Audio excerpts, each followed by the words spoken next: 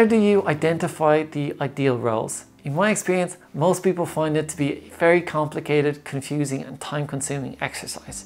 It involves lots of searches online and maybe an inbox full of jobs that you're just not that interested in. So I want to give you a couple of tips you can use to help you save some time and find more suitable roles. The first one is use keywords. So when you're looking on job sites like Indeed or LinkedIn, make a list of keywords that are helping you narrow down the roles that you're really interested in.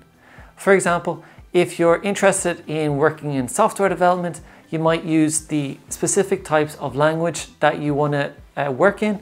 If you're using design packages and you're a graphic designer, you might want to talk about those specific type of design packages. Or maybe you're a finance professional and you want to talk about the various types of compliance codes and regulations that you work in. Whatever it is that you really want to focus on, type those into the search engines and that will help you to find suitable roles. The next point is understanding and removing some of the jargon. So if you find that there's a lot of jargon that's confusing, maybe it's terminology that that specific company uses, Google it is the first one so you can understand what it is. And then the next thing is break it down, simplify it so that you can understand exactly what they're looking for.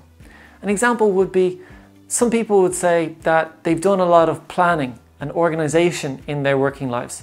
But if they see something like strategic planning, they might think, well, I've never done strategic planning, so maybe I can't go for that. But then if you think about it, when you were planning or you were doing organization, were you doing it without a strategy? Were you just doing it randomly? Or did you have an idea of what you were trying to achieve and your end goal? I bet you did. So in that case, maybe you were doing strategic planning and maybe that term strategic planning isn't so intimidating. That's just an example, but of course there are a ton more examples just like that. And the final thing I'd say is beware of certain adjectives. Adjectives like ideal, like beneficial, like advantageous. You'll see these words lots and lots of times in job descriptions.